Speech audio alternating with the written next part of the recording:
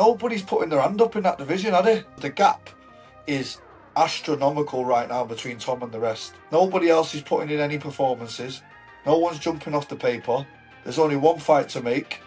We've mentioned it 10,000 times. Yeah. Without that fight, Heavyweight. I mean, where does it leave everyone?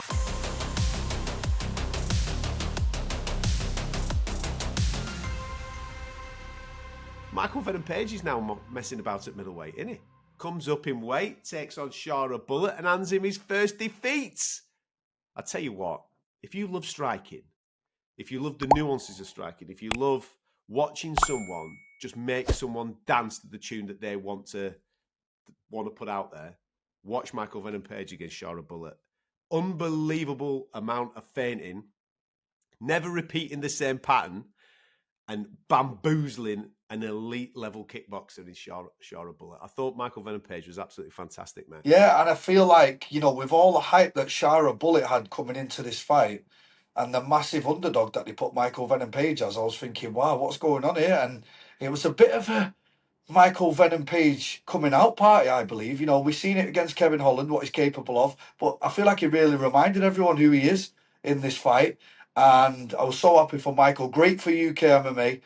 Great for Michael. And, some of them hook kicks that he was landing on the way in and just some of the beautiful techniques that Michael uses. Really elite and efficient striker, and possibly the best striker in the UFC on his day. I mean, the way he times some of that stuff, it's absolutely incredible to watch. And I'd personally like to see him at middleweight now. I enjoy Michael Venom Page at middleweight, and there's some really fun fights. I mean, who wouldn't want to see Robert Whittaker, Michael Venom Page?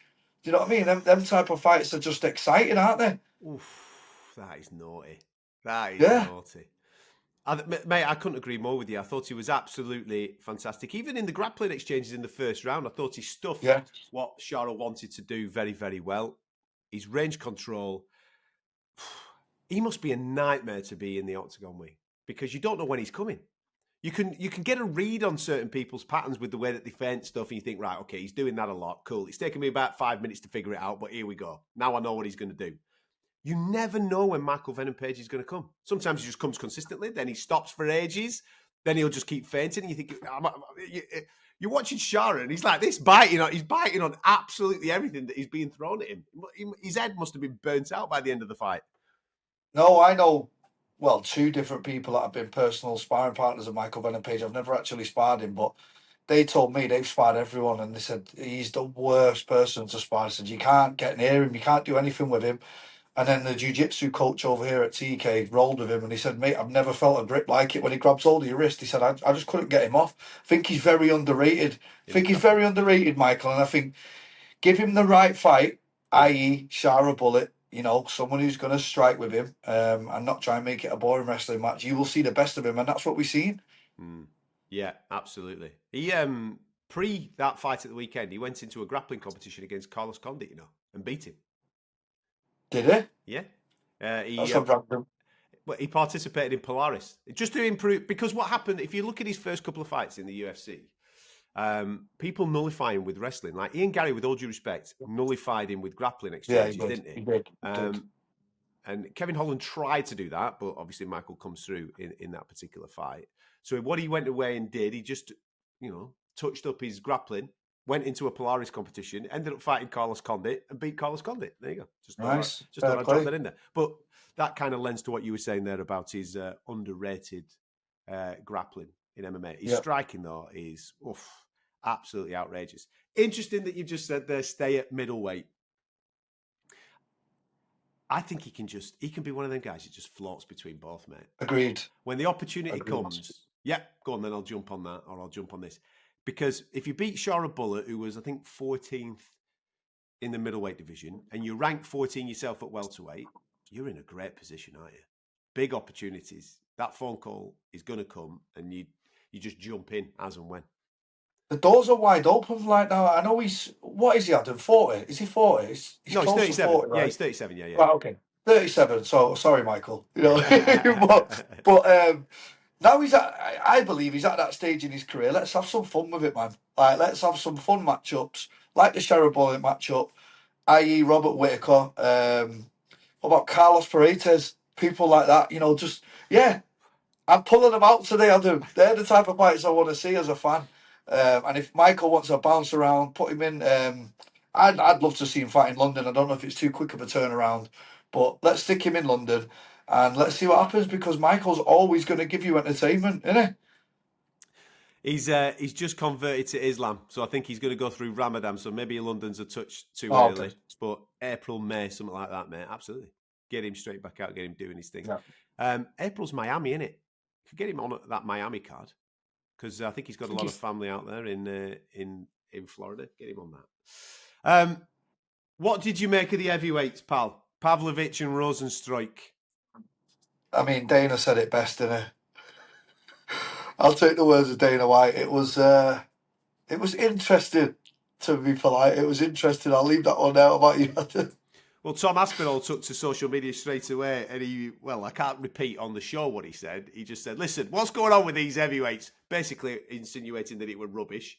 Let's just make the fight that everybody wants to see. Jon, yes. Where are you, son? Let's get this thing cracking. I think nobody's putting their hand up in that division, are they?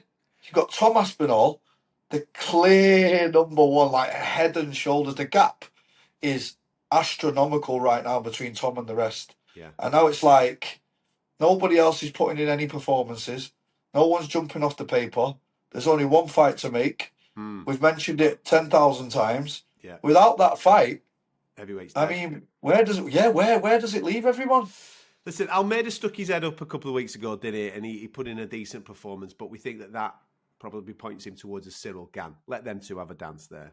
Pavlovich and Rosenstruik at the weekend was a weird one, because I thought that the Pavlovich-Volkov performance was basically down to just Volkov evolving, them two being former sparring partners, and Volkov just having his number. Whereas at the weekend, I watched Pavlovich and Rosenstruik, and I saw a very tentative Pavlovich again. And this is obviously off the back of being blasted by Tom. It's amazing what a defeat like that can do to somebody. It makes people shot shy. It makes people a little bit reserved. The confidence that they have when they're running through people. I think he had 5 straight first-round knockouts or something, didn't he? That gives you this incredible amount of confidence. You're the man. You're invincible. We'll get in there and we'll go and do our thing. When somebody does it back to you, just makes you second-guess yourself. And at elite-level MMA, if you're second-guessing yourself, even by a split second, then you put in tentative performances. And I thought, listen, he wins. He gets his hand raised. He comes out of it. But what Tom did to him has absolutely affected Sergey Pavlovich. He is not the same ferocious animal that he was 18 months ago. And it's going to take a little bit of time for him to get back. That'll give him a lot of confidence, but not as much confidence as a knockout victory would have done. Because I thought he was a little bit tentative in what he was doing, mate. No, I agree. And Rosenstruik can also be like that. I've seen certain fights with him. Well, Francis did the same thing to him, didn't he? Francis blasted him. And he's been the same since. No, but when I say blasted him, that was a horrendous knockout, wasn't it? Like, these two men have been in the trenches for a long time, so I feel like when you get these sort of performances, they're definitely gun shy now. That heavyweight division, them two have been blasted, like, big time. We're looking at two guys that have been in a heavyweight division for a hell of a long time, and we watched a tentative fight. And you can kind of expect it from guys who have been on the receiving end of stuff, what Tom and Ngannou have put them under. Like, it's only human nature to be put in them certain positions and then be tentative about it. So that's what we've seen. Like you say, the division needs one fight only. And we're hearing these talks going on, so let's just hope it gets done. Just for the sake of the heavyweight division, everyone, please. Mate, just for the sake of this show, so we can talk about something else. That's Exactly. Exactly. Here, what's going on? 2025, he's letting the world know that the Nurmagomedovs are human. That's right. We've seen Umar, obviously, fall short to Merab. Paul Hughes pushes Usman all the way. And Saeed at the weekend is on the wrong end of a defeat to Vinicius Oliveira. Big fan of Oliveira. I thought first round, okay, it didn't go his way, but the changes that he made within the fight, I think he's a contender at bantamweight, pal. Yeah, he really is. And you know what? I was super impressed with his range control. He's just vicious Brazilian. Do you know what I mean? And I feel like it's interesting you say that now, because we're only in January. We just turned into February, and there has been a certain catch up, hasn't there? Nobody thought Umar was going to lose. did they? Nobody thought Usman was going to get pushed to a wire, did they? And now we've seen another one. That's 3. Considering we didn't see any really last year. That is an interesting fact. And maybe it is. Maybe people are catching up to the Dagestani style now. Maybe there is a catch-up going on. But that's to take nothing away from the performance. Incredible performance. And you're definitely a contender, for sure. I love his style. Yeah, fantastic performances in Saudi. Anything else catch your eye from Saudi Arabia before we get stuck into everything that's going on in Oz? Do I believe that was the first ever UFC in Saudi? Sorry. They were in Saudi last year, but this is the biggest thing that they've done, no doubt about it. Yeah. Obviously, when Ronaldo and Turki Al-Sheikh are having a bit of a rock down at Octagon side, mate, it's a big one. That's what I mean. It's getting interesting now with the whole, because it was Abu Dhabi for the longest time on it, and now we've got Saudi putting the finger in. So I think with the money that's getting knocked around in Saudi, mate, I really think that there's some big fights could be starting getting made over there. Do you know what I mean? I think it's an exciting new market. Me and you have personally been there together, haven't we? It's got a long way to go, but I feel like it's an interesting market